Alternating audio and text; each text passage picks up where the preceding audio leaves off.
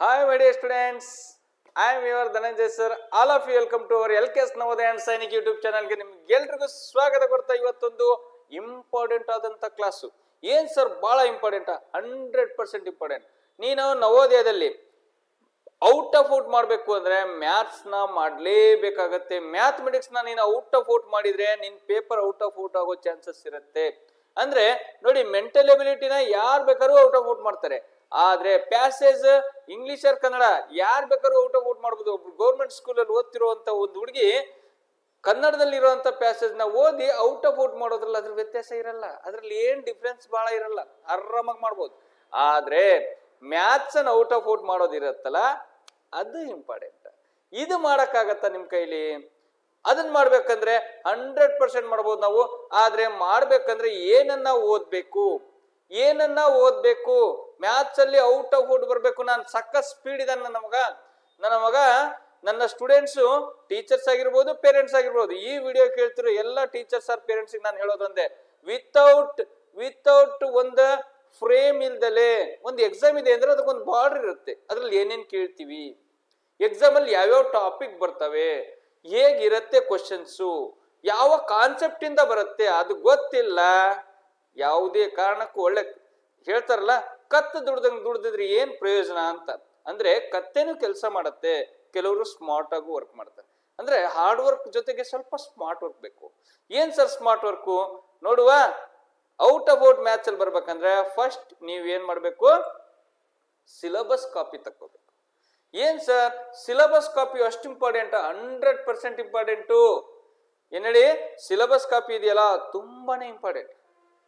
ಇಲ್ಲಿ ನೋಡಿ, selection test ಅಂದ್ರೆ ನಮಗೆ ಇಂಪಾರ್ಟೆಂಟ್ ಆಗಿ ಅರ್ಥಮೆಟಿಕ್ ಟೆಸ್ಟ್ ಅಂತ ಕರೀತಾರೆ. ಏನಂತ ಹೇಳಿ, ಅರ್ಥಮೆಟಿಕ್ ಟೆಸ್ಟ್. ಈಗ ನೋಡಿ, ಅಂಕಗಣಿತ ಪರೀಕ್ಷೆ ಅಂತಾನೆ ಕರೀತಾರೆ ನವೋದಯದಲ್ಲಿ. ಒಂದು ಪ್ಯಾಸೇಜ್ ಎಷ್ಟು ಮಾರ್ಕ್ಸಿಗೆ ಇರುತ್ತೆ ನಮಗೆ? ಪ್ಯಾಸೇಜ್ ಎಷ್ಟು ಮಾರ್ಕ್ಸಿಗೆ ಇರುತ್ತಪ್ಪ ನಮಗೆ? Mental ability 40 question 50 marks. Mental ability 40 question 50 marks. ಯಾರು ಬೇಕಾದ್ರೂ ತಗೋಬಹುದು. ಜಸ್ಟ್ 15ರಿಂದ 20 ದಿನ, ಒಂದು ತಿಂಗಳು ಟ್ರೈನಿಂಗ್ ತಗೊಂಡ್ರೆ ಔಟ್ ಆಫ್ ಔಟ್ ಮಾಡಬಹುದು. ಆದ್ರೆ ನೋಡಿ, ಇನ್ನೊಂದಿರುತ್ತೆ. ಯಾವುದು ಸರ್? ಪ್ಯಾಸೇಜು. ಇನ್ನೊಂದು ಪ್ಯಾಸೇಜು 20 ಕ್ವಶನ್ 25 ಮಾರ್ಕ್ಸ್. ಇದನ್ನು ಕೂಡ ತಗೋಬಹುದು. ಓಕೆನಾ? ಹಾಗಾದ್ರೆ ಮ್ಯಾಥ್ಸ್ ಅಂತ ಬಂದಾಗ ದಟ್ ಈಸ್ ನಾಟ್ ಮ್ಯಾಥ್ಸ್. ಅದನ್ನ ನಾವು ಅರ್ಥಮೆಟಿಕ್ ಅಂತ ಜಾಸ್ತಿ ಕರಿತೀವಿ. ಯಾಕಂದ್ರೆ ಅವ್ರು ನವೋದಯ ಸಿಲೆಬಸ್ ಕಾಪಿಯಲ್ಲೇ ಕೊಟ್ಟಿರ್ತಾರೆ ಇದನ್ನ ಅರ್ಥಮೆಟಿಕ್ ಟೆಸ್ಟ್ ಅಂತ. ಇದು 2025ರ ಅರ್ಥಮೆಟಿಕ್ ಟೆಸ್ಟ್ ಅಂದ್ರೆ 2025ರ ನೋಟಿಫಿಕೇಶನ್ ಅಲ್ಲಿ ಕೊಟ್ಟಿರುವಂತ ಸಿಲೆಬಸ್ ಕಾಪಿ. ಇದು 20 ಕ್ವಶನ್ ಇರುತ್ತೆ. 20 ಕ್ವಶನ್ ಎಷ್ಟು ಮಾರ್ಕ್ಸಿಗೆ? 25 ಮಾರ್ಕ್ಸಿಗೆ. ಒಂದು ಕ್ವಶನ್ಗೆ 1.25 ಮಾರ್ಕ್ಸ್. ಎಷ್ಟು ಕ್ವಶನ್ಗೆ? ಒಂದು ಕ್ವಶನ್ಗೆ 1.25 ಮಾರ್ಕ್ಸ್. ಸರಿ ಹಾಕಿದ್ರೆ 1.25 ಮಾರ್ಕ್ಸ್ ನಿನಗೆ, ತಪ್ಪು ಹಾಕಿದ್ರೆ 1.25 ಮಾರ್ಕ್ಸ್ ಹೋಗತ್ತೆ. ತಪ್ಪು ಹಾಕಿದ್ರೆ ಹೋಗ್ಬಿಡತ್ತೆ, ಸರಿ ಹಾಕಿದ್ರೆ 100% ಕೊಡ್ತಾರೆ. ಅಂದ್ರೆ ಸರ್ ಹಾಗಾದ್ರೆ ಈಗೇನ್ ಮಾಡ್ಬೇಕು ಸರ್? ಹಾಗಾದ್ರೆ ನಾವು ಮಾಡ್ಬೇಕಾಗಿರೋದು ಒಂದೇ, ಏನಪ್ಪಾ ಅಂದ್ರೆ ನಾವು ಮ್ಯಾಥ್ಸ್ ಅಲ್ಲಿ ಯಾವ್ಯಾವ ಟಾಪಿಕ್ಕು ಅದು ಬಹಳ ಇಂಪಾರ್ಟೆಂಟು. ಹೇಗೆ ಓದ್ಬೇಕು, ಜೊತೆಗೆ ಓಲ್ಡ್ ಇಯರ್ ಕ್ವಶನ್ ಪೇಪರ್ಸ್ 19 ನಾನು ನಿಮಗೆ ಪ್ರೊವೈಡ್ ಮಾಡ್ತೀನಿ. 1987 ಅಥವಾ 88ರಿಂದ 2014 24ರವರೆಗಿರುವ ಎಲ್ಲಾ ಪ್ರಶ್ನೆ ಪತ್ರಿಕೆಗಳನ್ನು ನಾನು ಪ್ರೊವೈಡ್ ಮಾಡ್ತೀನಿ. ಎಲ್ಲಾ ಪ್ರಶ್ನೆ ಪತ್ರಿಕೆನ ಒಂದ್ಸಲ ನೋಡಿ. Old question paper is the Bible of exams. ನಮಗೆ ಎಕ್ಸಾಮಿಗೆ ಬೈಬಲ್ ಇದ್ದಂಗ, ಅದು ಗ್ರಂಥ ಇದ್ದಂಗ. ಮಹಾಭಾರತದ ಹೆಂಗ್ ಗ್ರಂಥ, ರಾಮಾಯಣ ಹೆಂಗ್ ಗ್ರಂಥನೋ ಹಾಗೆ ಜೀವನಕ್ಕೆ ಆಧಾರನೋ ಹಾಗೆ ನಮಗೆ ಯಾವುದಕ್ಕೆ ಇಂಪಾರ್ಟೆಂಟು, ಎಕ್ಸಾಮಿಗೆ ಸಿಲೆಬಸ್ ಕಾಪಿ ಮತ್ತೆ ಓಲ್ಡ್ ಕ್ವಶನ್ ಪೇಪರ್ ಅನ್ನೋದು ಅಷ್ಟೇ ಇಂಪಾರ್ಟೆಂಟ್ ಆಗಿರುತ್ತೆ. ಹಾಗಾದ್ರೆ ಬರ್ರಿ, ಇವತ್ತು ನಾವು ಏನ್ ಮಾಡ್ಬೇಕಪ್ಪ ಅಂದ್ರೆ, ಇವತ್ತು ನಾವು ಇದನ್ನ ಆರಾಮಾಗಿ ಒಂಚೂರು ನೋಡ್ಕೊಳ. ಏನ್ ಸರ್, ಇದಕ್ಕಿಂತ ಮುಂಚೆ ಯಾರೆಲ್ಲ ನಮ್ಮ ಚಾನಲ್ಗೆ ನವೋದಯ LKS ನವೋದಯ ಯೂಟ್ಯೂಬ್ ಚಾನಲ್ಗೆ ಇನ್ನು ಯಾರೆಲ್ಲ ಸಬ್ಸ್ಕ್ರೈಬ್ ಆಗಿಲ್ಲ, ದಯವಿಟ್ಟು ಒಂದು ಸಬ್ಸ್ಕ್ರೈಬ್ ಮಾಡ್ಕೊಳ್ರಿ. ಯಾಕೆ ಅಂದ್ರೆ ಪಕ್ಕದಲ್ಲಿ ಬೆಲ್ ಬಟನ್ ಇದೆಯಲ್ಲ, ಅದನ್ನ ಕ್ಲಿಕ್ ಮಾಡ್ರಿ. ಯಾಕೆ ಹೇಳ್ರಿ, ನಾನು ಮಾಡೋ ಪ್ರತಿಯೊಂದು ವಿಡಿಯೋಸ್ಗಳು ನಿಮಗೆ ಬರುತ್ತೆ. ಈ ಎಕ್ಸಾಮ್ ಟೈಮಲ್ಲಂತೂ ಬಹಳನೇ ಇಂಪಾರ್ಟೆಂಟ್ ಆದ ಟ್ರಿಕ್ಸ್ಗಳನ್ನು ಕೊಡ್ತಿರ್ತೀನಿ, ಇಂಪಾರ್ಟೆಂಟ್ ಆದ ಮಾಹಿತಿಗಳನ್ನು ಕೊಡ್ತಿರ್ತೀನಿ. ದಯವಿಟ್ಟು ಯಾರು ಮಿಸ್ ಮಾಡ್ಕೊಳ್ಳಿ, ಬೇಗ ಸಬ್ಸ್ಕ್ರೈಬ್ ಮಾಡ್ಕೊಂಡ್ರೆ ಆ ಕಡೆ ಬೆಲ್ ಬಟನ್ ನೋಡ್ತೀರಿ. ಅದಕ್ಕೆ ದುಡ್ಡು ಕೊಡಬೇಕೇನ? ಏನಿಲ್ಲ, ಬಟ್ ಒಂದು ಒಳ್ಳೆ ಮಾಹಿತಿ ಸಿಗತ್ತಲ್ಲ. ಓಕೆ, ಹಾಗಾದ್ರೆ ನೋಡಿ, ಫಸ್ಟ್ ನಾವು ಮ್ಯಾಥ್ಸ್ ಅಲ್ಲಿ ಔಟ್ ಆಫ್ ಔಟ್ ಮಾಡ್ಬೇಕು ಸರ್. ನಾನು 20ಕ್ಕೆ 20 ತಗೋಬೇಕು ಅಂದ್ರೆ ಫಸ್ಟ್ ಕಾನ್ಸೆಪ್ಟ್ ಏನಿದೆ ಬರ್ರಿ. ಫಸ್ಟ್ ಏನಿದೆ ಕಾನ್ಸೆಪ್ಟು? ಒಳ್ಳೆ ಕೆಂಪ ಬಣ್ಣ ತಗೊಂತೀನಿ ನೋಡ್ರಿ. ಏನಿದೆ ಸರ್ ಫಸ್ಟ್ ಕಾನ್ಸೆಪ್ಟ್ ನೋಡಿ, ನಂಬರ್ ಅಂಡ್ ನಂಬರ್ ಸಿಸ್ಟಮ್. ಕನ್ನಡದಲ್ಲಿ ಸಂಖ್ಯೆಗಳು ಮತ್ತು ಸಂಖ್ಯಾ ಪದ್ಧತಿ. ನೋಡಿ ಅವ್ರು ಏನ್ ಕಟ್ಟಿದ್ದಾರೆ ನೋಡಿ, ಮಕ್ಕಳಲ್ಲಿ ಅಂಕಗಣಿತದ ಜ್ಞಾನ ಮತ್ತು ಕೌಶಲ್ಯಗಳನ್ನು ಅಳೆಯುವುದೇ ಈ ಪರೀಕ್ಷೆಯ ಮುಖ್ಯ ಉದ್ದೇಶ. ಈ ಪರೀಕ್ಷೆ ಎಲ್ಲ 20 ಪ್ರಶ್ನೆಗಳು ಕೆಳಗೆ ಕೊಟ್ಟಿರುವ 12 ಪಠ್ಯ ವಸ್ತುಗಳನ್ನೇ ಆಧರಿಸಿರುತ್ತವೆ. ಕೆಳಗೆ ಕೊಟ್ಟಿರುವ 12 ಸಿಲೆಬಸ್ ಏನ್ ಕಾಪಿ ಕೊಟ್ಟಿದಾರಲ್ಲ ಇದ್ರ ಮೇಲೆ ಡಿಪೆಂಡ್ ಇರುತ್ತಂತೆ. ಎಲ್ಲ 1-2 ಕ್ವಶನ್ಗಳು ಬರ್ಬೋದು. ಅವು ಹೇಗ್ ಬರ್ತಾವಂತ ನಾನು ನಿಮಗೆ ಹೇಳ್ತೀನಿ. ಹಾಗಾದ್ರೆ ಬರ್ರಿ, ಮೊದಲ ಟಾಪಿಕ್ ಸಂಖ್ಯೆಗಳು ಮತ್ತು ಸಂಖ್ಯಾ ಪದ್ಧತಿ. ಸಖತ್ತಾಗಿರೋ ಟಾಪಿಕ್, ಬಹಳ ಈಸಿ. ಏನ್ ಹೇಳಿ? ಸ್ಥಾನ ಬೆಲೆ, ಮುಖ ಬೆಲೆ ಗೊತ್ತಲ್ಲ ನಿಮಗೆ, ಹೇಳಿದೀವಲ್ಲ. ಅವಿಭಾಜ್ಯ ಸಂಖ್ಯೆಗಳು, ಪೂರ್ಣ ಸಂಖ್ಯೆಗಳು, ಇದ್ರ ಮೇಲೆ ಬಹಳ ಚೆನ್ನಾಗಿದಾವೆ ಇವು. ಯಾಕಂದ್ರೆ even number, odd number, prime number, ಇವುಗಳ ಮೇಲೆ ಕ್ಲಾಸ್ ಮಾಡಿದೀವಲ್ವಾ? ಕ್ಲಾಸ್ ಆಗ್ತಿದೆಯಲ್ವಾ? ಇಲ್ಲ ನೀವು ಬೇರೆ ಯಾರೋ ನೋಡ್ತಿದ್ದೀರಾ ಅಂದ್ರೆ 100% ನೋಡ್ರಿ. ಈ ಟಾಪಿಕ್ ನ ಏನ್ ಮಾಡ್ಕೋಬೇಕಾಗತ್ತೆ ನೀವು, ಈ ಟಾಪಿಕ್ ಅಲ್ಲಿರೋ ಎಲ್ಲಾ ಕಾನ್ಸೆಪ್ಟ್ಗಳು. ನಂಬರ್ ಅಂಡ್ ನಂಬರ್ ಸಿಸ್ಟಮ್ ಅಂದ್ರೆ ಅದರಲ್ಲಿ ಸಂಖ್ಯೆಗಳು, ಸಂಖ್ಯಾ ಪದ್ಧತಿ ಅಂದ್ರೆ ಸ್ಥಾನ ಬೆಲೆ, ಮುಖ ಬೆಲೆ, ಮತ್ತೆ ಅವುಗಳ ದೊಡ್ಡ ಸಂಖ್ಯೆ, ಚಿಕ್ಕ ಸಂಖ್ಯೆಗಳು, 4 ಅಂಕಿಯ ದೊಡ್ಡ ಸಂಖ್ಯೆ, 4 ಅಂಕಿಯ ಚಿಕ್ಕ ಸಂಖ್ಯೆ, ಇಂಥ ಕ್ವಶನ್ಗಳು ಬರ್ತವೆ. ಬಹಳ ಈಜಿ ಕ್ವಶನ್ ಇದ್ರಲ್ಲೇ ಬರ್ತವೆ, ಕನ್ಫ್ಯೂಸ್ ಆಗಿರೋ ಕ್ವಶನ್ಸ್ ಇದ್ರಲ್ಲೇ ಬರ್ತಾವೆ. Very important topic, very important chapter. ಯಾವುದು? First one, number and number system, ಸಂಖ್ಯೆಗಳು ಮತ್ತು ಸಂಖ್ಯಾ ಪದ್ಧತಿ. ದಯವಿಟ್ಟು ಬಹಳ ಇಂಪಾರ್ಟೆಂಟ್ ಚಾಪ್ಟರ್. ಪಕ್ಕಾ ಕ್ವಶನ್, ಡೌಟೇ ಇಟ್ಕೋಬೇಡಿ. 4 ಅಂಕಿಯ ಅತಿ ಚಿಕ್ಕ ಸಂಖ್ಯೆ ಮತ್ತು 5 ಅಂಕಿಯ ಅತಿ ದೊಡ್ಡ ಸಂಖ್ಯೆಯ ಮೊತ್ತ ಕಂಡುಹಿಡಿಯಿರಿ, ವ್ಯತ್ಯಾಸ ಕಂಡುಹಿಡಿಯಿರಿ. ಭಯಂಕರವಾಗಿರ್ತವೆ, ಸೂಪರ್ ಆಗಿರುತ್ತೆ. ನೆಕ್ಸ್ಟ್ ಎರಡನೇ topic, 4 fundamental operations on hole numbers. 4 fundamental operations on whole number. Whole number ಅಂದ್ರೇನು? ಪೂರ್ಣ ಸಂಖ್ಯೆ. ಯಾವ ಸಂಖ್ಯೆ? ಪೂರ್ಣ ಸಂಖ್ಯೆ. ಇಲ್ಲಿದೆ ನೋಡ್ರಿ, ಪೂರ್ಣಾಂಕಗಳ ಮೇಲಿನ 4 ಮೂಲಭೂತ ಕ್ರಿಯೆಗಳು. ಪೂರ್ಣಾಂಕಗಳು ಮತ್ತೆ ಪೂರ್ಣ ಸಂಖ್ಯೆಗಳು, ಸ್ವಾಭಾವಿಕ ಸಂಖ್ಯೆಗಳು ಎಲ್ಲ ಏನ್ ಬರ್ತಾವಲ್ಲ ಕಾನ್ಸೆಪ್ಟ್, ಸಂಖ್ಯಾ ಮತ್ತು ಸಂಖ್ಯಾ ಪದ್ಧತಿಯಲ್ಲಿ ಓದ್ತೀವಿ. ಅದ್ರ ಜೊತೆಗೆ ಈ ಟಾಪಿಕ್ ಅಲ್ಲೇ ಇನ್ಕ್ಲೂಡ್ ಆಗಿ ಬಂದ್ಬಿಡತ್ತೆ ನಮಗೆ. ಏನ್ ಸರ್ ಮೂಲಭೂತ ಸಂಖ್ಯೆಗಳ ಪೂರ್ಣಾಂಕಗಳ ಮೇಲಿನ 4 ಪೂರ್ಣಾಂಕ ಅಂದ್ರೆ ಏನಿಲ್ಲ, +4 +5 +6 ಅಥವಾ -5 -6 ಮೈನಸ್ ಅಂತ ಬರ್ತವೆ, ವಿತ್ 0 ಇರ್ತವೆ. ಇಂಥ ಎಲ್ಲಾ ಸಂಖ್ಯೆಗಳನ್ನು ಒಳಗೊಂಡಿರುವ ಸಂಖ್ಯೆಗಳಿಗೆ ನಾವೇನಂತ ಕರಿತೀವಿ? ಪೂರ್ಣಾಂಕಗಳು ಅಂತ ಕರಿತೀವಿ. ಅದನ್ನ ನಾವು ಏನಂತ ಕರಿತೀವಿ? ಇಂಟಿಜರ್ಸ್ ಅಂತಾನು ಕರಿತೀವಿ. ಹಾಗಾದ್ರೆ 4 ಗಣಿತದ ಮೂಲಭೂತ ಕ್ರಿಯೆಗಳಂದ್ರೆ ಏನ್ ಹೇಳಿ? ಕೂಡೋದು, ಕಳಿಯೋದು, ಗುಣಿಸೋದು, ಭಾಗಿಸೋದು. ಮೂಲಭೂತ ಕ್ರಿಯೆ ಅಂದ್ರೆ ನಾವು ಬೇಸಿಕ್ ಆಗಿ ಕಲಿತೀವಲ್ಲಪ್ಪ, addition, subtraction, multiplication and division. ಈ 4 ಪ್ರಕ್ರಿಯೆಗಳು ಎಂತ ಸಂಖ್ಯೆಗಳು ಕೊಟ್ಟರು ಮಾಡ್ತೀವಿ ಅಂದ್ರೆ ಕೆಲವೊಂದು ಅಪ್ಲಿಕೇಬಲ್ ಆಗಿ ಕೊಡ್ತಾರೆ, ವಾಕ್ಯಗಳ ರೂಪದಲ್ಲಿ ಕೊಡ್ತಾರೆ, ಡೈರೆಕ್ಟ್ ಆಗಿ ಲೆಕ್ಕ ಕೊಡಲ್ಲ. ಗೊತ್ತಾಗ್ತಿದೆಯಾ ನಿಮಗೆ? ನಾನು ಹೇಳ್ತಿರೋ ಅರ್ಥ ಮಾಡ್ಕೊಳ್ಳಿ. ಡೈರೆಕ್ಟ್ ಆಗಿ ಕೊಟ್ರೆ ಎಲ್ಲಾ ಮಕ್ಕಳು ಬರೀತಾರೆ, ಔಟ್ ಆಫ್ ಔಟ್ ತಗೊಂಡ್ಬಿಟ್ರೆ ಎಲ್ಲಾರು ಯಾರಿಗೆ ಸೀಟ್ ಅಂತ ಕೊಡ್ತಾರೆ. ಹಾಗಾಗಿ ಸ್ವಲ್ಪ ಅಪ್ಲಿಕೇಶನ್ ರೂಪದಲ್ಲಿ ಕೊಡ್ತಾರೆ. ಅದಕ್ಕೆ ಓಲ್ಡ್ ಇಯರ್ ಕ್ವಶನ್ ಪೇಪರ್ಸ್ ನ ಫಾಲೋ ಮಾಡಿ, ಪ್ರಾಕ್ಟೀಸ್ ಮಾಡಿ. ಓಕೆ, ಯಾರಿಗಾರೆ ಓಲ್ಡ್ ಇಯರ್ ಕ್ವಶನ್ ಪೇಪರ್ಸ್ ಬೇಕು, ಅಥವಾ ಲಾಸ್ಟ್ ಈ ಡಿಸೆಂಬರ್ ಮಂತ್ ಅಲ್ಲಿ ನಾನು 1 ತಿಂಗಳು 30 ಕ್ವಶನ್ ಪೇಪರ್ಸ್ ನ ಬಿಡಿಸ್ತಿದ್ದೀನಿ. ಎಷ್ಟು? 30 OMR ಟೆಸ್ಟ್ ಅನ್ನ ನಾನು ಬಿಡಿಸ್ತೀನಿ. ನಿಮಗೆ ಮನೆಗೆ OMR ನ ನಾವು ಪ್ರೊವೈಡ್ ಮಾಡ್ತೀನಿ. OMR sheet with question papers ನ ಪ್ರೊವೈಡ್ ಮಾಡ್ತೀನಿ. ಅಲ್ಲಿ ಪ್ರಾಕ್ಟೀಸ್ ಮಾಡಿ. ಮತ್ತೆ ಅದೇ ಪೇಪರ್ ನ ಮ್ಯಾಥಮೆಟಿಕ್ಸ್ ಮತ್ತೆ ಮೆಂಟಲ್ ಎಬಿಲಿಟಿ ಮತ್ತೆ ಪ್ಯಾಸೇಜ್ ನಾನು ಬಿಡಿಸ್ತೀನಿ. ಬಿಡಿಸಿದಾಗ ಆ ಪೇಪರ್ನ ಸಾಲ್ವ್ ಮಾಡಿದಾಗ ಅದರ ಆನ್ಸರ್ ಹೇಗ್ ಬಂತು ಅಂತ ಗೊತ್ತಾಗ್ತವೆ. ಯಾರಿಗೆ ಗೊತ್ತಾಗಿರಲ್ಲ ಆನ್ಸರ್, ಅದು ಹೇಗ್ ಬರುತ್ತೆ ಅಂತ ಗೊತ್ತಾಗ್ಬಿಡುತ್ತೆ. ಹಾಗಾಗಿ 1 ಮಂತ್ ಕೋರ್ಸ್ ಅಂತ ಇರುತ್ತೆ, 1 ಮಂತ್ ಎಕ್ಸಾಮ್ ಕೋರ್ಸ್ ಅಂತ ಇರುತ್ತೆ. ದಯವಿಟ್ಟು ಯಾರೆಲ್ಲ ನವೋದಯ ಎಕ್ಸಾಮ್ ಬರೀತಿದ್ದೀರಿ ಅವರು ಖಂಡಿತ ಅದನ್ನ ತಗೊಳ್ಳಿ. ಯಾಕೆ ಅಂದ್ರೆ 1 ತಿಂಗಳು ನೀವು ಓಲ್ಡ್ ಈಗೇನ್ ಮಾಡಲ್ ಕ್ವಶನ್ ಪೇಪರ್ ಬಿಡಿಸ್ತಿರಲ್ಲ, ಅದೇ ಆಧಾರದ ಮೇಲೆ ಸೇಮ್ ಆಸ್ ಇಟ್ ಈಸ್ ಅದೇ ತರ ಇರೋದ್ರಿಂದ ಪ್ರಶ್ನೆಗಳು ಸೇಮ್ ಅದೇ ತರ ಇರ್ತವೆ. ಬಟ್ ಏನಾಗ್ತವೆ, ವ್ಯಾಲ್ಯೂಸ್ ಚೇಂಜ್ ಆಗ್ಬಹುದು, ಕೆಲವೊಂದು ಪ್ರಶ್ನೆ ಚೇಂಜ್ ಆಗಿ ಬಂದ್ಬೋದು. ಬಟ್ ಒಂದು ಐಡಿಯಾ ಸಿಗತ್ತಾ, ಒಂದು ಪ್ರಾಕ್ಟೀಸ್ ಮಾಡ್ಬೋದಾ? ಸುಮ್ಮನೆ ಹೋಗಿ ಎಕ್ಸಾಮ್ ಬರೆಯೋದಕ್ಕೂ ಏನಾರೇ ಅದ್ರ ಬಗ್ಗೆ ತಿಳ್ಕೊಂಡು ಓದ್ಕೊಂಡು ಅದ್ರ ಬಗ್ಗೆ ಒಂಚೂರು ತಿಳ್ಕೊಂಡು ಪ್ರಾಕ್ಟೀಸ್ ಮಾಡ್ಕೊಂಡು ಹೋಗಿ ಎಕ್ಸಾಮ್ ಬರೋದಕ್ಕೂ ಬಹಳ ವ್ಯತ್ಯಾಸ ಇದೆ. ಎಷ್ಟೋ ಮಕ್ಕಳು 1 ತಿಂಗಳು 2 ತಿಂಗಳು ಓದಿ ಸೆಲೆಕ್ಷನ್ ಆಗಿರೋರು ಇದ್ದಾರೆ, 1 ವರ್ಷ ಓದಿ ಫೇಲ್ ಆಗಿರೋರು ಇದ್ದಾರೆ. ನಿಮ್ಮ ಮಗು ಯಾವ ಕೆಟಗರಿ ಸೇರುತ್ತೆ ಅವ್ರವ್ರ ಇಂಟ್ರೆಸ್ಟ್, ಅವ್ರ ಮೆಂಟಲ್ ಎಬಿಲಿಟಿ, ಅವ್ರಿಗೆ ಎಷ್ಟು ಇಂಟ್ರೆಸ್ಟ್ ಇರುತ್ತೆ, ಅವ್ರು ಹೆಂಗ್ ಥಿಂಕ್ ಮಾಡ್ತಾರೆ ಅದ್ರ ಮೇಲೆ ಡಿಪೆಂಡ್ ಆಗುತ್ತೆ. ಯಾವ ಮಕ್ಕಳು ನನ್ನ ಮಗು ಅಷ್ಟೊಂದು ಸ್ಪೀಡ್ ಇಲ್ಲ ಬಿಡಿ ಓದ ಅಂತ ಮಕ್ಕಳು ಎಷ್ಟೋ ಮಕ್ಕಳು ಅಂತಾರೆ ಇವತ್ತು ದೊಡ್ಡ ದೊಡ್ಡ ಹುದ್ದೆಯಲ್ಲಿದ್ದಾರೆ ಅಲ್ವಾ. ಪ್ರಯತ್ನ ಮಾಡ್ಲಿ, ಕಲಿಯೋದ್ರಲ್ಲಿ ತಪ್ಪಿಲ್ಲ. ಮೂರನೇ concept fundament factors and multiples including there properties. ನೋಡಿ, ಎಷ್ಟೋ ಇದರಲ್ಲಿ ಅಪವರ್ತನಗಳು ಮತ್ತು ಗುಣಕಗಳು ಅಂತ ಕರಿತೀವಿ ನಾವು. ಅಪವರ್ತನಗಳು ಮತ್ತು ಇಲ್ಲಿ ಎಕ್ಸ್ಪ್ಲೇನ್ ಮಾಡಿದೆ ಅಂದ್ರೆ ಅರ್ಧ ಗಂಟೆ ಆಗ್ಬಿಡುತ್ತೆ, ಅರ್ಧ ಗಂಟೆ ಇಲ್ಲ 1 ಗಂಟೆ ಮೇಲೆ ಆಗ್ಬಿಡುತ್ತೆ ಕ್ಲಾಸಸ್. ಜಸ್ಟ್ ನಾನು ಸಿಲೆಬಸ್ನ ಹೇಳ್ತಿದ್ದೀನಿ, ಯಾವ್ಯಾವ ಟಾಪಿಕ್ ಓದಬೇಕು ಅಂತ.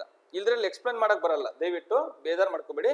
ಇದ್ರ ಬಗ್ಗೆ ಸಂಪೂರ್ಣವಾಗಿ ನಮಗೆ ಕ್ಲಾಸಸ್ ಬೇಕು ಅಂದ್ರೆ ನೀವು ಪರ್ಸನಲ್ ಆಗಿ ಕಾಲ್ ಮಾಡ್ಬೋದು.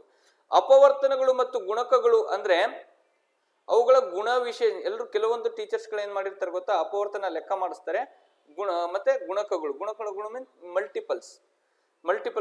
ಇದು ಚಾಪ್ಟರ್ ಇದು. ಅಪವರ್ತನ ಅಂದ್ರೆ ಒಂದು ಸಂಖ್ಯೆಯು ಯಾವ ಸಂಖ್ಯೆಯಿಂದ ಭಾಗವಾಗುತ್ತದೆ, ಯಾವ್ಯಾವ ನಂಬರ್ ಇಂದ ಹೋಗುತ್ತೆ, ಅದನ್ನ ನಾವು ಅಪವರ್ತನಗಳಂತ ಕರಿತೀವಿ. ಗುಣಕ ಅಂದ್ರೆ ಮಗ್ಗಿ. 3 4 ಗುಣಕಗಳಂದ್ರೆ 3 1 3 3 2 6 3 3 9 3 4 12 3 4 ಗುಣಕಗಳು.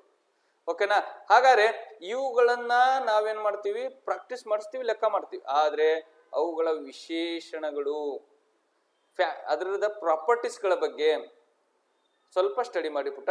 100% ಕ್ವಶನ್ ರೈಸ್ ಆದ್ರೆ ಎಲ್ಲರೂ ಅಟೆಂಡ್ ಮಾಡಲ್ಲ, ಅಲ್ಲಿ ನಿಮಗೆ ಮಾರ್ಕ್ಸ್ ಸಿಗುತ್ತೆ. ಎಸ್. 4ನೇ concept decimals and fundamental operation on them.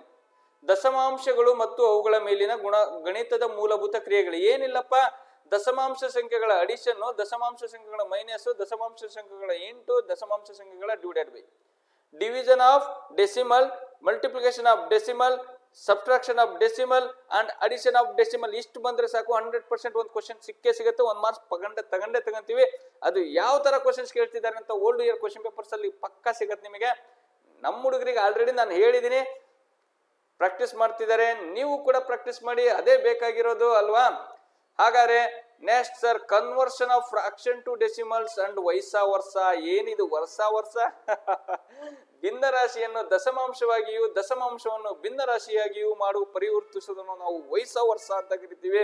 ಯಾವ್ದು ಕಾನ್ಸೆಪ್ಟು, ಡೆಸಿಮಲ್ ಕೊಡ್ತಾರೆ. ಡೆಸಿಮಲ್ ಅಂದ್ರೆ ಏನು, 0.5 ಇದೆ, ಇದನ್ನ ಭಿನ್ನ ರಾಶಿ ರೂಪಕ್ಕೆ ಬರೀರಿ. ಅಥವಾ 1/2 ಇದೆ, ಇದನ್ನ ಭಿನ್ನ ರಾಶಿ ಇದು ದಶಮಾಂಶ ರೂಪಕ್ಕೆ ಬರೀರಿ ಅಲ್ವಾ. 1/2 ನ ದಶಮಾಂಶ ರೂಪ 0.5 ಆಗತ್ತೆ. 0.5 ನ ದಶಮಾಂಶ ರೂಪ by 10 ಇದರಲ್ಲಿ ಪಾಯಿಂಟ್ ಆದ್ಮೇಲೆ 1 ಸಂಖ್ಯೆ ಇರೋದ್ರಿಂದ ಪಾಯಿಂಟ್ ಆದ್ಮೇಲೆ 1 ಬರ್ದು ಅದ್ರ ಮುಂದೆ 1 ಸಂಖ್ಯೆ ಹಾಕಿರಿ, 10 ಆಯ್ತು. ಈಗ ಇಲ್ಲಿ ಪಾಯಿಂಟ್ ಇರೋದ್ರಿಂದ ಒಂದೊಂದು ಪಾಯಿಂಟ್ ಇಡಿ, ಪಾಯಿಂಟ್ ನ ಕ್ಯಾನ್ಸಲ್ ಮಾಡಿದ್ರೆ 5 1 5 2 ಇದರ ದಶಮಾಂಶ ರೂಪ 1/2 ಆಗತ್ತೆ. ಹಾಗಾಗಿ ಬಹಳ ಈಸಿ ಕಾನ್ಸೆಪ್ಟ್ಗಳು ಇವೆಲ್ಲ, ಬಹಳ ಇಂಪಾರ್ಟೆಂಟ್ ಕಾನ್ಸೆಪ್ಟ್. ಹೌದು, ದಯವಿಟ್ಟು ನೆಗ್ಲಿಜೆನ್ಸ್ ಮಾಡಬೇಡಿ. ಓಕೆನಾ, ಗೊತ್ತಾಗ್ತಿದೆಯಲ್ವಾ. ದಶಮಾಂಶಗಳು ಸಂಖ್ಯೆಗಳು ಎಷ್ಟು ಇಂಪಾರ್ಟೆಂಟ್ ಅಂದ್ರೆ ಸ್ಕೂಲಲ್ಲೂ ಸಿಲೆಬಸ್ ಆಗಿರುತ್ತೆ, ಆದ್ರೆ ಇಲ್ಲಿ ಸ್ವಲ್ಪ ಅಪ್ಲಿಕೇಬಲ್ ಆಗಿ ಕೊಡ್ತಾರೆ. ಸ್ವಲ್ಪ ಪ್ರಾಕ್ಟೀಸ್ ಮಾಡಿದ್ರೆ ಅಂದ್ರೆ ಪಕ್ಕ ಸೆಲೆಕ್ಷನ್ ಆಗ್ಬೋದು. ಹಾಗಾದ್ರೆ ನೆಕ್ಸ್ಟ್ ಕ್ವಶನ್ ಏನಪ್ಪಾ ಅಂದ್ರೆ ನೋಡಿ, ದಶಮಾಂಶದ ಮೇಲೆ ಅಡಿಷನ್, ಸಬ್ಟ್ರಾಕ್ಷನ್, ಮಲ್ಟಿಪ್ಲಿಕೇಶನ್, ಡಿವಿಷನ್ ಪಕ್ಕ, ಜೊತೆಗೆ ಡೆಸಿಮಲ್ ಟು ಭಿನ್ನರಾಶಿ, ಫ್ರಾಕ್ಷನ್ ಟು ಡೆಸಿಮಲ್, ದಶಮಾಂಶದಿಂದ ಭಿನ್ನರಾಶಿ, ಭಿನ್ನರಾಶಿಯಿಂದ ದಶಮಾಂಶ ಪಕ್ಕ ಕ್ವಶನ್ ಮರಿಬೇಡ್ರಿ. ಅದೇ ಒಂದು ಸಪ್ರೇಟ್ ಟಾಪಿಕ್ ಅದ, ಮರಿಬೇಡ್ರಿ. 5ನೇ ಟಾಪಿಕ್ ಅದೇ. Next measurements. Yes, very important concept. Measurements of length, mass, capacity, time, money and etc. ಅಂದ್ರೆ ನೋಡಿ, ಅಳತೆಗಳಲ್ಲಿ ಸಂಖ್ಯೆಗಳ ಪ್ರಯೋಗ. ಕ್ವಶನ್ ನ ವಾಕ್ಯ ರೂಪದಲ್ಲಿ ಬರ್ತಾವ, ಜಾಸ್ತಿ ಡೈರೆಕ್ಟ್ ಆಗಿ ಬರಲ್ಲ, ವಾಕ್ಯ ರೂಪದಲ್ಲಿ ಜಾಸ್ತಿ ಬರ್ತಾವ. ಬೋರ್ಡ್ ಮಾಸ್ ಬಿಟ್ರೆ ಬಾಕಿ ಇವೆಲ್ಲ ವಾಕ್ಯ ರೂಪದಲ್ಲೇ ಜಾಸ್ತಿ ಬರ್ತವೆ. ನೋಡಿ, ಯಾವ್ಯಾವ್ದ್ರ ಅಳತೆ, ಉದ್ದ. ಹಂಗಾರೆ 1 ಕಿಲೋಮೀಟರ್ಗೆ ಎಷ್ಟು ಮೀಟ್ರು, ಎಷ್ಟು ಸೆಂಟಿಮೀಟ್ರು, ಎಷ್ಟು ಮಿಲಿಮೀಟ್ರು, ಅಥವಾ 5 ಸೆಂಟಿಮೀಟರ್ ಕೊಟ್ಬಿಟ್ಟು ಇದು ಎಷ್ಟು ಕಿಲೋಮೀಟರ್ ಬರೀರಿ ಅಂತ ಕೊಡ್ತಾರೆ. ಈ ತರದವು ಇರ್ತವೆ. ದ್ರವ್ಯರಾಶಿ, ಸಾಮರ್ಥ್ಯ, ಕಾಲ, ಹಣ, ದುಡ್ಡು ಬಗ್ಗೆ ಕೇಳ್ತಾರೆ. 5 ಪೈಸೆಯನ್ನು ರೂಪಾಯಿಯಲ್ಲಿ ಬರೆಯಿರಿ. ಅಥವಾ 10 ರೂಪಾಯಿ ಇರುತ್ತೆ, ಅದಕ್ಕೆ ಎಷ್ಟು ಪೈಸೆ. ಈ ತರದ್ದು ಅಪ್ಲಿಕೇಬಲ್ ಆಗಿ ಕೊಡ್ತಾರೆ, ಬಹಳ ಚೆನ್ನಾಗಿರ್ತಾವೆ, ಪ್ರತಿ ವರ್ಷ ಕೇಳಿರ್ತಾರೆ. Next simplification. 7ನೇ ಟಾಪಿಕ್ ಬರ್ರಿ. ಸಿಂಪ್ಲಿಫಿಕೇಶನ್ ಆಫ್ ನ್ಯೂಮರಿಕಲ್ ಎಕ್ಸ್ಪ್ರೆಷನ್, ಸರಳೀಕರಣ. ಇದನ್ನೇ ನಾನು ಹೇಳಿದ್ದು ಬೋರ್ಡ್ ಮಾಸ್. ಇದು ಯಾವ ರೂಪದಲ್ಲಿರುತ್ತೆ, ಬೋರ್ಡ್ ಮಾಸ್ ಇದರಲ್ಲಿರುತ್ತೆ. ಬೋರ್ಡ್ ಮಾಸ್ ಅಂದ್ರೆ ಏನಿಲ್ಲ, bracket of DMAS division multiplication addition subtraction ಈ ಒಂದು ಫಾರ್ಮೆಟ್ ಅಲ್ಲಿ ಬರ್ಬೇಕಾಗತ್ತೆ. ಆದ್ರೆ ಜಾಸ್ತಿ ಈ ಬೋರ್ಡ್ ಮಾಸ್ ಅಲ್ಲಿ ನಿಮಗೆ ಹಳೆ ಓಲ್ಡ್ ಇಯರ್ ಕ್ವಶನ್ ಪೇಪರ್ಸ್ ಅಲ್ಲಿ ಒಂದು 8-10 ವರ್ಷಕ್ಕಿಂತ ಮುಂಚೆ ಏನಾಗ್ತಿತ್ತು, ನಾರ್ಮಲ್ ಸಂಖ್ಯೆಯಲ್ಲಿ ಕೊಡ್ತಿದ್ರು. ಈಗ ಜಾಸ್ತಿ ಭಿನ್ನ ರಾಶಿಯಲ್ಲಿ 1/2 ಪ್ಲಸ್ 3/4 ಪ್ಲಸ್ ಮೈನಸ್ ಈ ತರ ಸರಳೀಕರಣನೇ ಭಿನ್ನ ರಾಶಿಯಲ್ಲಿ ಜಾಸ್ತಿ ಕೊಡ್ತಾರೆ. ಅದ್ರಲ್ಲಿ ಜಾಸ್ತಿ ಪ್ರಾಕ್ಟೀಸ್ ಮಾಡಿ. ಅದು one of the best method. ನೀವು ಈ ಟಾಪಿಕ್ ಅಲ್ಲಿ ಒಂದು ಕ್ವಶನ್ ಪ್ರತಿ ವರ್ಷ ಇರುತ್ತೆ, ಈ ವರ್ಷನೂ ಬಿಡಬಾರ್ದು. ನಾವು ಔಟ್ ಆಫ್ ಔಟ್ ಮಾರ್ಕ್ಸ್ ತಗೋಬೇಕಂದ್ರೆ ಏನೇನು ಓದ್ಕೋಬೇಕು, ಸಿಲೆಬಸ್ ಏನೇನ್ ಬೇಕು, ನಮಗೆ ಯಾವ್ಯಾವ ಕಾನ್ಸೆಪ್ಟ್ ನಾನು ಓದಿದ್ದೀನಿ ಆಲ್ರೆಡಿ, ಎಕ್ಸಾಮಿಗೆ ಇನ್ನೂ 1.5 ತಿಂಗಳಿದೆ, 1 ತಿಂಗಳಿದೆ ಅಂದ್ರೆ ನಾನೆಲ್ಲ ಮುಗಿಸಿದಿನ, ರಿವಿಷನ್ ಮಾಡ್ತಿದ್ದೀನ, ಇವೆಲ್ಲ ಬರ್ತಾವ, ಅದ್ ಬೇಕು ನಮಗೆ. ಓಕೆ, ಹಾಗಾದ್ರೆ 8ನೇ ಕ್ವಶನ್ ಫ್ರಾಕ್ಷನಲ್ ನಂಬರ್ಸ್ ಬಂತ್ ನೋಡ್ರಿ. ಬಹಳ ಇಂಪಾರ್ಟೆಂಟ್ ಕಾನ್ಸೆಪ್ಟ್. ಭಿನ್ನ ರಾಶಿಗಳ ಸಂಕಲನ, ವ್ಯವಕಲನ, ಗುಣಾಕಾರ, ಭಾಗಕಾರವನ್ನು ಸೇರಿಸಿಲ್ಲ, ದಯವಿಟ್ಟು ಭಾಗಕಾರನ ಮಾಡ್ಲೇಬೇಕು ನೀವು. ಯಾಕಂದ್ರೆ ನಾವು ಲೆಕ್ಕ ಮಾಡ್ತೀವಿ, ಯಾಕಂದ್ರೆ ಕೆಲವೊಂದ್ಸಲ ಕೊಡ್ತಾರೆ ಒಂದು ಗೂಡಿನಲ್ಲಿ ಇದ್ದ ಪಕ್ಷಿಗಳಲ್ಲಿ 4ನೇ 1 ಭಾಗ ಹಾರೋಯ್ತು, 5ನೇ 2 ಭಾಗ ಆಹಾರ ಹುಡ್ಕಕ್ ಹೋಯ್ತು. ಈ ತರದ ಕ್ವಶನ್ಗಳು ಕೊಟ್ಟಾಗ ಅವೆಲ್ಲ ಅದರಲ್ಲಿ ಮಲ್ಟಿಪ್ಲಿಕೇಶನ್ ಬರುತ್ತೆ, ಡಿವಿಷನ್ ಬಂದ್ಬಿಡುತ್ತೆ. ಹಾಗಾಗಿ ಯಾವುದೇ ರೀತಿಯಿಂದ ಭಾಗಾಕಾರ ಕೊಟ್ಟಿಲ್ಲ ಅಂತ ಇದನ್ನು ಬಿಡಂಗಿಲ್ಲ ನೀವು. ದಯವಿಟ್ಟು ಭಿನ್ನ ರಾಶಿಯ ಭಾಗಾಕಾರ, fractional addition, fractional subtraction, fractional multiplication and fractional division ನ 100% ಮಾಡಿ. Unlike fraction and division of fractional numbers not included ಅಂತ ಕೊಟ್ಟಿದ್ದಾರೆ. ಬಟ್ ಲೆಕ್ಕ ಮಾಡ್ಬೇಕಾದ್ರೆ ಖಂಡಿತ ಬರುತ್ತೆ, ಒಳಗ್ ಬರುತ್ತೆ. ಲೆಕ್ಕದ ಒಳಗ್ ನಾವು ಕ್ಯಾಲ್ಕುಲೇಷನ್ ಮಾಡ್ಬೇಕಾದ್ರೆ ಮಿಸ್ಟೇಕ್ ಆಗ್ಬಿಡುತ್ತೆ. ದಯವಿಟ್ಟು ಮಿಸ್ ಮಾಡ್ಕೋಬೇಡಿ. ಎಲ್ಲಿ ಬೋರ್ಡ್ ಮಾಸ್ ಅಲ್ಲೂ ಬರುತ್ತಲ್ಲಿ ಸರಳೀಕರಣ ಇದೆಯಲ್ಲ, ಅಲ್ಲೂ ಕೂಡ ಬಂದ್ಬಿಡುತ್ತೆ, ಆವಾಗ ಎಡವಟ್ಟಾಗ್ಬಿಡುತ್ತೆ. ದಯವಿಟ್ಟು ಕೂಡ ಮಿಸ್ ಮಾಡ್ಕೋಬಿಡ್ರಿ. 1 ಮಾರ್ಕ್ಸ್ ಕಳ್ಕೊಂತೀರ, 1 ಅಲ್ಲ 2-3 ಮಾರ್ಕ್ಸ್ ಹೋಗೋ ಚಾನ್ಸಸ್ ಇರುತ್ತೆ. ಅದನ್ನು ಕಲ್ತ್ಕೊಳ್ಳಿ. ಭಿನ್ನ ರಾಶಿ ಚಾಪ್ಟರ್ ಕ್ಲೀನ್ ಆಗಿ ಕಲೀರಿ. ಪಕ್ಕಾ 4-5 ಕ್ವಶನ್ ಭಿನ್ನ ರಾಶಿ ಸಂಖ್ಯೆ ಮೇಲೆ ಇರ್ತಾವ. ನೆಕ್ಸ್ಟ್ 9ನೇ ಕ್ವಶನ್ ನೋಡ್ರಿ. ಹೋದ ವರ್ಷದಲ್ಲಿ 4ರಿಂದ 5 ಕ್ವಶನ್ ಭಿನ್ನ ರಾಶಿ ಸಂಖ್ಯೆ ಮೇಲೆ ಇದಾವ್. 2024ರ ಕ್ವಶನ್ ಪೇಪರ್ ತೆಗ್ದು ನೋಡ್ರಿ, ಗೊತ್ತಾಗತ್ತೆ. ಸುಮ್ನೆ ನಾವು ನವೋದಯ ಹಾಕಿದೀವಿ, ಅಪ್ಲಿಕೇಶನ್ ಹಾಕ್ಸಿದೀವಿ, ನನ್ನ ಮಗನ್ನು ಅಪ್ಲಿಕೇಶನ್ ಬರ್ಸಿದ್ದೆ, ನನ್ನ ಮಗನ್ನು ನವೋದಯ ಬರ್ಸಿದ್ದೆ, ಆದ್ರೆ ಪಾಸ್ ಆಗ್ಲಿಲ್ಲ. ಸುಮ್ನೆ ಹೇಳೋದಲ್ಲ, ಪ್ರಾಕ್ಟೀಸ್ ಮಾಡ್ಬೇಕು. ಮಕ್ಕಳಿಗೆ ಸುಮ್ನೆ ಅಪ್ಲಿಕೇಶನ್ ಹಾಕಿ ಬರೆಯಪ್ಪ ಅಂದ್ರೆ ಯಾರು ಬರೆಯಲ್ಲ. ಮುಂದೆ ಕೂರ್ಸ್ಕೊಂಡು ಓದಿಸ್ರಿ. ಪೇರೆಂಟ್ಸ್ ಜವಾಬ್ದಾರಿ ಅದ. ಹಗಲೆಲ್ಲ ಕಷ್ಟಪಟ್ಟು ದುಡಿತೀರಾ, ರಾತ್ರಿ ಬಂದ್ ಮಗು ಏನು ಓದ್ತಿದೆ ಅಂತ ತೆಗ್ದು ನೋಡಕ್ ಆಗಲ್ಲ. ನಮ್ ಕೈಲಿ 5 ನಿಮಿಷ ಟೈಮ್ ಸಿಗಲ್ಲ ನಮಗೆ. ಓದಪ್ಪ ನೀನು, ಬರೆಯಪ್ಪ ಎಕ್ಸಾಮ್ ಅಂದ್ರೆ ಅದಂಗಾಗತ್ತೆ. ಒಂದು ಜಿಲ್ಲೆಗೆ 80 ಮಗು ಸೆಲೆಕ್ಷನ್ ಆಗ್ಬೇಕು. ಹೇಳ್ತಿ ಇವನಿಗೂ ಬರ್ಸಿದ್ದೆ ಮರೆಯ, ಪಾಸ್ ಆಗ್ಲಿಲ್ಲ, ದಂಡ ಪಿಂಡ ಬೈತೀವಿ ಅಷ್ಟೇ ಮಕ್ಕಳಿಗೆ. ಅದ್ ನೋಡ ಪಕ್ಕದ ಮನೆ ಹುಡುಗಿ ಸೆಲೆಕ್ಷನ್ ಆಗ್ಬಿಟ್ಲು. ಕಾರಣ ಹುಡುಗಿ ಅಲ್ಲ, ಆ ಹುಡುಗನೂ ಅಲ್ಲ, ಅವ್ರ ಪೇರೆಂಟ್ಸ್. ಏನಾಗ್ಬೇಕು, ಮುಂದೆ ಕೂರ್ಸ್ಕೋಬೇಕು ಮಕ್ಕಳನ್ನ. ಯಾವತ್ತು ಜೊತೆಗೆ ಇಡೀ ದಿನ ನೀವು ಎಷ್ಟೇ ಕೆಲಸ ಮಾಡ್ರಿ, ನೀವು ದುಡಿತಿರೋದೇ ಮಕ್ಕಳಿಗೋಸ್ಕರ ಅಲ್ವಾ. ಅರ್ಧ ಗಂಟೆ ಕುತ್ಕೊಳ್ಳಿ, ಅರ್ಧ ಗಂಟೆ ಕುತ್ಕೊಂಡು ಇವತ್ತು ಸ್ಕೂಲಲ್ಲಿ ಏನೇನ್ ಮಾಡಿದ್ದಾರೆ, ನಿಮಗೆ ಓದಾಕ್ ಬರ್ಲಿಲ್ಲ ಅಂದ್ರೂ ತಲೆ ಕೆಡ್ಸ್ಕೊಬಿಡ್ರಿ.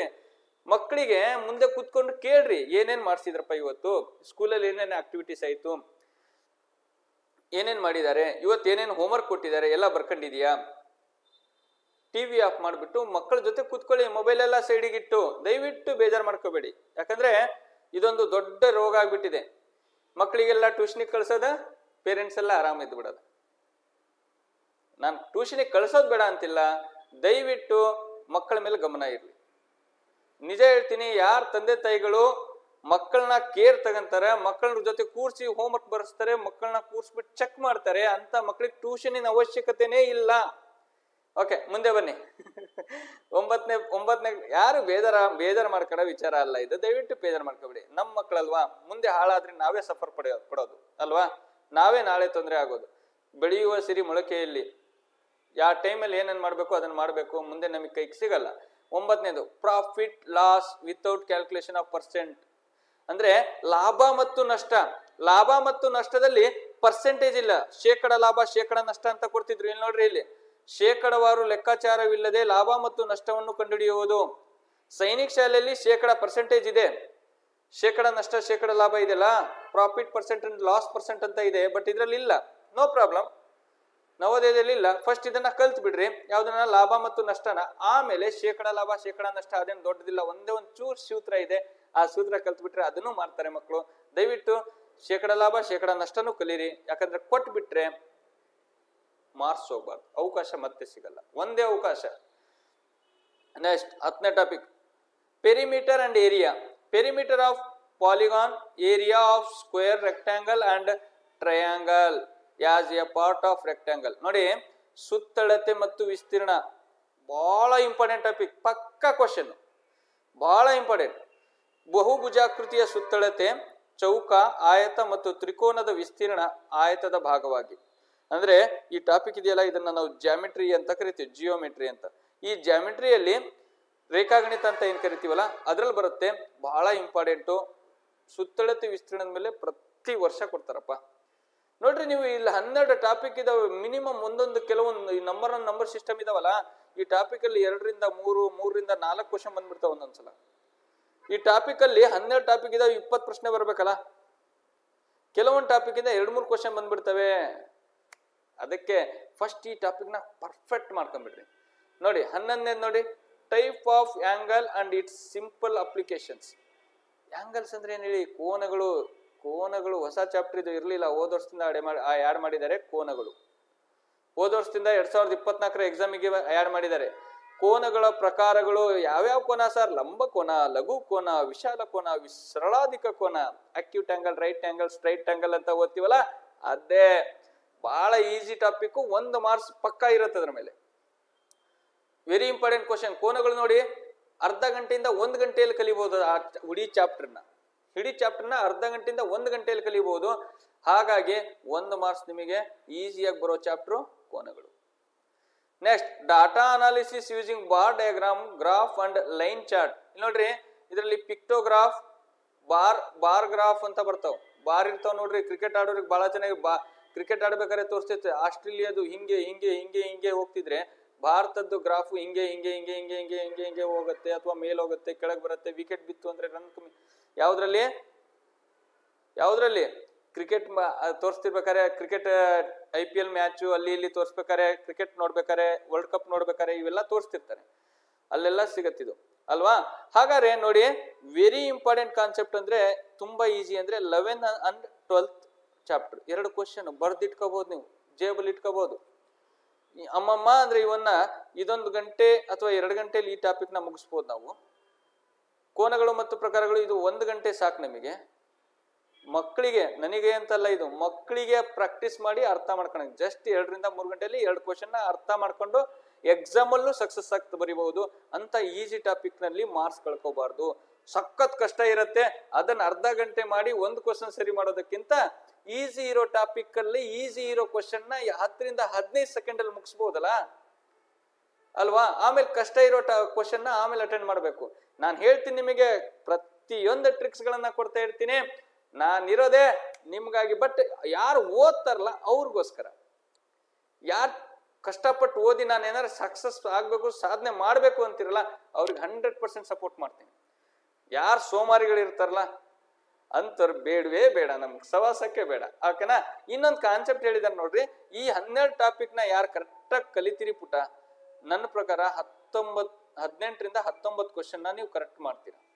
ಇನ್ನು 1 ಕ್ವಶನ್ ವೇರಿಯೇಷನ್ ಆಗ್ಬೋದು ನಿಮ್ದು. ಅದು ಕೆಲವೊಂದು ಬಹಳ ಟಫ್ ಆಗಿ ಅಪ್ಲಿಕೇಬಲ್ ಇಂದ ತಂದು ಕೊಟ್ಟರು ಕೂಡ ಅದನ್ನ ಮಾಡ್ಬೇಕು ಅಂದ್ರೆ ನೀವು ಪರ್ಫೆಕ್ಟ್ ಆಗಿ ಭಿನ್ನ ರಾಶಿ ಚಾಪ್ಟರ್ ಮತ್ತೆ ದಶಮಾಂಶ ಚಾಪ್ಟರ್ ನ ಯಾರು ಇಂಪಾರ್ಟೆಂಟ್ ಆಗಿ ಕಲಿತೀರಿ ನೋಡಿ, ಫ್ರಾಕ್ಷನ್ ಮತ್ತೆ ಡೆಸಿಮಲ್ ನ ಅವ್ರು 20-20 ಮಾಡ್ತೀರಾ ಪುಟ. ಫ್ರಾಕ್ಷನ್ ಅಂಡ್ ಡೆಸಿಮಲ್ ನ ಕರೆಕ್ಟ್ ಆಗಿ ಕಲಿತು ಓಲ್ಡ್ ಕ್ವಶನ್ ಪೇಪರ್ಸ್ ನ ಯಾರು ಪ್ರಾಕ್ಟೀಸ್ ಮಾಡಿರ್ತೀರಾ, ಹಳೆ ಕ್ವಶನ್ ಪೇಪರ್ ಮಿನಿಮಮ್ ಒಂದು 10-15 ಆದ್ರೂ ಮಾಡಿರ್ಬೇಕು ನೀವು. ಜೊತೆಗೆ ಒಂದು 30 ಮಾಡೆಲ್ ಕ್ವಶನ್ ಪೇಪರ್ ನ ಯಾರು ಬಿಡಿಸಿರ್ತೀರಾ ಮ್ಯಾಥ್ಸ್ ಅಲ್ಲಿ, ಅವರು ನನ್ನ ಪ್ರಕಾರ 20ಕ್ಕೆ 20 ತಗೊಂತೀರಾ. ಮೆಂಟಲ್ ಎಬಿಲಿಟಿ 50ಕ್ಕೆ 50 ಅಂದ್ರೆ, ಮೆಂಟಲ್ ಎಬಿಲಿಟಿ ನೀವು ತಗೊಂಡ್ಬಿಟ್ರಿ ಅಂದ್ರೆ ಮೆಂಟಲ್ ಎಬಿಲಿಟಿ ಈಸಿಯಾಗಿ ತಗೋಬಹುದು. ಅದನ್ನ ನಾನೆಲ್ಲ ಟ್ರಿಕ್ಸ್ ಗಳನ್ನ ನಾನು ಹೇಳ್ತೀನಿ ನಿಮಗೆ. ಲಾಸ್ಟ್ ಮಂತ್ ಅಲ್ಲಿ ಎಕ್ಸಾಮ್ ಟೈಮಲ್ಲಿ ಪಕ್ಕಾ ಕೊಡ್ತೀನಿ ಅದ್ರ ಬಗ್ಗೆ ಮಾಹಿತಿನ. ಅದು 20ಕ್ಕೆ 20 40 ಕ್ವಶನ್ಗೆ 50 ಮಾರ್ಕ್ಸ್ ತಗೊಂಡ್ಬಿಟ್ರೆ ಪ್ಯಾಸೇಜ್ ಉಳ್ಕೊಳತ್ತೆ. ಪ್ಯಾಸೇಜು 25 ಕ್ವಶನ್, 20 ಕ್ವಶನ್ 25 ಮಾರ್ಕ್ಸ್, ಕಣ್ಣು ಮುಚ್ಕೊಂಡು ಮಾಡಬಹುದು. ಹಾಗಾದ್ರೆ ಔಟ್ ಆಫ್ ಔಟ್ ನೀವು ಹೊಡಿಬಹುದು. ಮ್ಯಾಥ್ಸೇ ಇಂಪಾರ್ಟೆಂಟ್. ಔಟ್ ಆಫ್ ಔಟ್ ತೆಗಿಬೇಕಂದ್ರೆ ಮ್ಯಾಥ್ಸ್ ಅಲ್ಲಿ ನೀವು 20ಕ್ಕೆ 20 ತಗಂದ್ರೆ ಮೆಂಟಲಿಟಿ ಮತ್ತೆ ಪ್ಯಾಸೇಜ್ ಅಲ್ಲಿ ತಗೊಳೋದೇನು ದೊಡ್ಡದಲ್ಲ ಅಲ್ವಾ? ಹಾಗಾದ್ರೆ ಮ್ಯಾಥ್ಸ್ ಕಡೆ ಗಮನ ಇರಲಿ. ಪ್ಯಾಸೇಜು ಮೆಂಟಲ್ ಎಬಿಲಿಟಿ ಹಂಗಂತ ಲೇಜಿ ಮಾಡಬಾರ್ದು. ಪ್ರಾಕ್ಟೀಸ್ ಇರಬೇಕು. ಡೈಲಿ ಪ್ರಾಕ್ಟೀಸ್ ಮಾಡ್ತಾ ಇರ್ರಿ. ಟ್ರಿಕ್ಸ್ ಗಳನ್ನ ಶಾರ್ಟ್ ಕಟ್ ಗಳನ್ನ ಕೊನೆಯದಾಗಿ ಎಕ್ಸಾಮ್ ಟೈಮಲ್ಲಿ ನಾನು ಕೊಡ್ತೀನಿ. ಹಾಗಾದ್ರೆ ನನ್ನ ನೀವು ಯಾವಾಗ್ಲೂ ಟಚ್ ಅಲ್ಲಿ ಇರ್ತೀರಲ್ವಾ, ಯೂಟ್ಯೂಬ್ ಅಲ್ಲಿ ಯಾವಾಗ್ಲೂ ಟಚ್ ಅಲ್ಲಿ ಇರ್ತೀರಾ, ಆನ್ಲೈನ್ ಕ್ಲಾಸ್ ಅಲ್ಲಿ ಇದ್ದೀರಾ, ಆಫ್ಲೈನ್ ಕ್ಲಾಸ್ ಅಲ್ಲಿ ಇದ್ದೀರಾ. ಹಾಗಾದ್ರೆ ನಿಮ್ಗಾಗಿ ನಾನು ಇನ್ನೊಂದು ಸೂಚನೆ ಕೊಡಕ್ ಇಷ್ಟಪಡ್ತೀನಿ. ಅದು ಏನಪ್ಪಾ ಅಂದ್ರೆ ಇಲ್ಲಿ ನೋಡಿ, ಏನ್ ಸೂಚನೆ ನೋಡಿ, ಗಣಿತದ ಪರಿಕಲ್ಪನೆಗಳ ಅರಿವು, ಅನ್ವಯ ಹಾಗೂ ಕೌಶಲ್ಯಗಳಿಗೆ ಹೆಚ್ಚಿನ ಒತ್ತು ನೀಡಲಾಗುವುದು. ಗಣಿತದ ಪರೀಕ್ಷೆಯಲ್ಲಿ ನಿರೀಕ್ಷಿಸಬಹುದಾದ ಪ್ರಶ್ನೆಗಳ ಬಗ್ಗೆ ಅಭ್ಯರ್ಥಿಗಳಿಗೆ ಸಲಹೆ ನೀಡುವ ಉದ್ದೇಶದಿಂದ ಕೆಲವು ಮಾದರಿ ಪ್ರಶ್ನೆಗಳನ್ನು ಉದಾಹರಣೆ ರೂಪದಲ್ಲಿ ಅಂದ್ರೆ ಕೆಲವೊಂದು ಅವ್ರು ಕೆಳಗೆ ಕೊಟ್ಟಿದ್ದಾರೆ. ಇದು ನೋಟಿಫಿಕೇಶನ್ ಇಂದ ನಾನು ತಗೊಂಡಿರೋದ್ರಿಂದ ಇದನ್ನ ಹೇಳಿದ್ದಾರೆ. ಮತ್ತೆ ಇನ್ನೊಂದೇನಪ್ಪಾ ಅಂದ್ರೆ ಅವರು ಏನ್ ಮಾಡ್ತಾರೆ ಪುಟ ಅಂದ್ರೆ ಎಕ್ಸಾಮ್ ಅಲ್ಲಿ ಕೆಲವೊಂದು ಹೊಸ ಕ್ವಶನ್ಸ್ ಗಳನ್ನ ಕೊಟ್ಬಿಡ್ತಾರೆ. ಫಾರ್ ಎಕ್ಸಾಂಪಲ್ ನಾವು ಸೈನಿಕಲ್ಲಿ ಓದ್ಬೇಕಾದ್ರೆ ಅದನ್ನ ಸೈನಿಕ್ ಸ್ಕೂಲ್ ಮಕ್ಕಳಿಗೆ ಪಾಠ ಮಾಡ್ಬೇಕಾದ್ರೆ ಮಾಡ್ತೀವಿ. ಟೈಮ್, ವರ್ಕ್, ಸ್ಪೀಡ್, ವೇಗ, ದೂರ, ಕಾಲ, ಅವುಗಳ ಬಗ್ಗೆ ಸ್ವಲ್ಪ ಎಕ್ಸ್ಟ್ರಾ ನಾವು ಓದ್ಕೋಬೇಕಾಗತ್ತೆ. ಔಟ್ ಆಫ್ ಔಟಿಗೆ ಫಸ್ಟ್ ಮಾಡ್ಬೇಕಾಗಿರೋದು ಇಷ್ಟೇ, ನೀವು ಏನು ಮಾಡಬೇಡಿ. ಈ ಸಿಲೆಬಸ್ ಕಾಪಿನ ಕರೆಕ್ಟ್ ಆಗಿ ಫಾಲೋ ಮಾಡಿದೀವಿ ಅಂದ್ರೆ ಭಿನ್ನರಾಶಿ ಮತ್ತೆ ದಶಮಾಂಶದಲ್ಲಿ ಸರ್ ನಾನು ಸಖತ್ ಸ್ಟ್ರಾಂಗ್ ಇದ್ದೀನಿ, ನನಗೆ ಅದ್ರ ಬಗ್ಗೆ ಐಡಿಯಾ ಇದೆ, ಎಂತ ಕ್ವಶನ್ ಬಂದ್ರು ಮಾಡ್ತೀನಿ ಅಂದ್ರೆ ನೀವು 100% ಔಟ್ ಆಫ್ ಔಟ್ ತಗೋಬಹುದು. ಓಕೆ, ಎಲ್ರಿಗೂ ಒಳ್ಳೇದಾಗ್ಲಿ. ಮತ್ತೆ ಮುಂದಿನ ವಿಡಿಯೋದಲ್ಲಿ ಇಂಥದ್ದೇ ಒಂದು ಇಂಪಾರ್ಟೆಂಟ್ ಇನ್ಫಾರ್ಮೇಶನ್ ತಗೊಂಡ್ಬರ್ತೀನಿ. ಮತ್ತೆ ಕ್ಲಾಸಸ್ನು ಮಾಡಿದೀನಲ್ಲ, ಎಲ್ಲ ವಿಡಿಯೋಸ್ಗಳನ್ನು ಹಾಕ್ತಾ ಇದ್ದೀನಿ ಯೂಟ್ಯೂಬ್ ಅಲ್ಲಿ. ಮತ್ತೆ ಹಾಕಕ್ ನನಗೆ ಆನ್ಲೈನ್ ಕ್ಲಾಸ್ ಅಲ್ಲಿ ಮಾಡ್ತಿರೋದ್ರಿಂದ, ಕೋಚಿಂಗ್ ಕ್ಲಾಸ್ ಅಲ್ಲೂ ಕ್ಲಾಸ್ ಮಾಡ್ತೀನಿ, ವಿತ್ ಆನ್ಲೈನ್ ಕ್ಲಾಸ್ ಅಲ್ಲಿ ಮಾಡ್ತಿರೋದ್ರಿಂದ ನನಗೆ ಟೈಮ್ ಸಿಗ್ತಿಲ್ಲ, ಜಾಸ್ತಿ ಯೂಟ್ಯೂಬ್ ಅಲ್ಲಿ ಹಾಕಕ್ ಆಗ್ತಿಲ್ಲ. ಹಾಗಾಗಿ ಇನ್ನು ಮುಂದೆ ತುಂಬಾನೇ ವಿಡಿಯೋಸ್ಗಳು ಯೂಟ್ಯೂಬ್ ಅಲ್ಲಿ ಬರ್ತವೆ. ಎಲ್ರು ನೋಡಿ, ಒಳ್ಳೇದಾಗ್ಲಿ. ಬಟ್ ಅವಕಾಶ ಒಂದೇ ಸಲ ಸಿಗೋದು, ದಯವಿಟ್ಟು ಮಿಸ್ ಮಾಡ್ಕೋಬೇಡಿ. ಸಾಧನೆ ಅಥವಾ ಏನೇ ಇರ್ಲಿ, ಸಾಧನೆ ಅದು ಸಾಧಕನ ಸೊತ್ತೆ ಹೊರತು ಸೋಮಾರಿ ಸೊತ್ತಲ್ಲ. ಇದನ್ನ ನಾನು ಹೇಳ್ತಿರ್ತೀನಿ. ಕಷ್ಟಪಡ್ರಿ, ಮತ್ತೆ ಈ ಅವಕಾಶ ಸಿಗಲ್ಲ, ನಿಮ್ ಲೈಫ್ ಅಲ್ಲೇ ಮತ್ತೆ ಬರಲ್ಲ. ನಿಮ್ ಲೈಫ್ ಅಲ್ಲೇ ನೀವು ಸಾಯೋವರೆಗೂ ಮತ್ತೆ ನೀವು 5ನೇ ಕ್ಲಾಸ್ ಬರೆಯಲ್ಲ, 5ನೇ ಕ್ಲಾಸಲ್ಲಿ ನವೋದಯ ಎಕ್ಸಾಮ್ ಬರೆಯಕ್ಕಾಗಲ್ಲ. ಓಕೆನಾ? ಎಲ್ರಿಗೂ ಒಳ್ಳೇದಾಗ್ಲಿ. All the best.